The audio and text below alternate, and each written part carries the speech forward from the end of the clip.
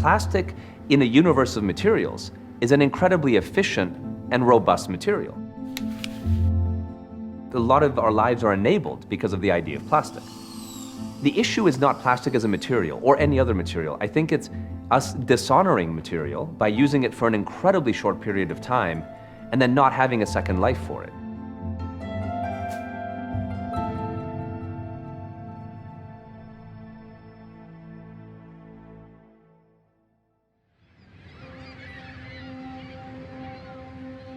We're totally addicted to plastic as a global economy. Plastic is all around us in so many different forms. When there's so many forms of it, it's quite hard to sort it and deal with it and recycle it properly. The human species is about 100 times more wasteful than it was just 70 years ago. So we're producing a lot. Then, if you think about how the solutions to garbage work, what tends to be recycled is not what can be recycled. This is a huge misconception. Instead, what is recycled is what can be recycled profitably by garbage companies. My name is Tom Szaky, and I'm the founder and CEO of TerraCycle and Loop. TerraCycle is a global waste management company. We're headquartered here in New Jersey, but operate nationally in 22 countries.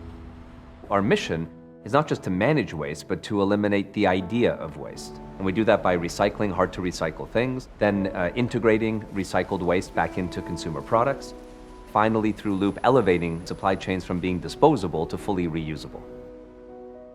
Tom had the real foresight to take a look at an area that no one was actually doing, and that's the recycling of number 7 plastic. Prior to TerraCycle, all multi-layer constructed materials were put in the landfill. Many people who thought you could not recycle number 7 plastics because they wouldn't be any use. We were successful in showing the rest of the world what could be done with some of the materials that they considered non-recyclable. TerraCycle focuses on the things you can't put in your recycling bin. I think technically it's in the thousands of different waste streams, so everything from dirty diapers to cigarette butts, from toothbrushes to cosmetic packaging, and it goes on and on and on. So, for example, we take juice pouches and turn them into something like lunch boxes. Coated paper into fire logs, or corks into cork boards. Here's another one where we take chip bags. We turn it into this type of plastic and turn it into dog bowls or toilet seats. You can see everything can be recycled in the end. The fundamental issue of recycling is one of economics. The entire essence of our business model is turned on by finding stakeholders, could be manufacturers, could be retailers, that are willing to fund whatever it really costs to collect and recycle that waste stream versus whatever we can sell the material for. And once we have that economic unlock, then we can go out and collect and recycle just about anything. All of these chairs and tables were made from juice pouch material.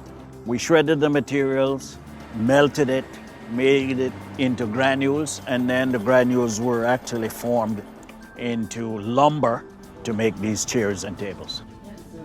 We're dependent on finding stakeholders who really want to invest and do the right thing. So you can go out there and recycle things you could never recycle before, absolutely for free. Everyone has their role to play. I think there's great potential for consumers to have an impact. I think as individuals we don't always know how to have that impact. The level of environmental consciousness amongst young people now is really high, but it's not just a consciousness. We're actually on the streets being vocal about this, which is an exciting change actually. From a consumer experience, the way you would experience TerraCycle is you could go to TerraCycle.com, our website, and type in any waste stream you want to recycle. And then if there is a program that's been funded by a stakeholder, like a brand or a retailer, you're going to see a free program appear to you. And if there isn't someone funding, then you'll see paid alternatives. Now, let's say you enter into a free program, and that entire experience is free to the consumer. Now, someone's paying the bill, and the people who are paying are, in these examples, manufacturers and retailers. The price of your product isn't going to increase because of those costs. What they're doing is instead of putting money into advertising, they're putting it into recycling because they find that by enabling recyclability on a product, consumers may choose their brand over a different brand. Companies would do best to have their design groups look at a circular, sustainable way of designing their products because it comes down to design. We focus on setting up solutions where solutions don't exist. It would be great if TerraCycle didn't need to exist. I mean, that would be an ultimate dream, that garbage doesn't exist as a problem, and that then we wouldn't need an organization like this to be out there. But until there is a problem, we're here to try to bring some level of solution. The circular dream is not recycling. The transition to the circular economy needs to kind of have two parts to it. So one part would be thinking quite clearly about, redesign. How do we design this in a way that there isn't waste falling out at the bottom, which needs to be recycled in the first place? If we're really kind of pushing for serious change, I think we need to be thinking in that area, like how do we design out this stuff as much as possible? But we know that transitions don't happen overnight. There's a massive cleanup job to do.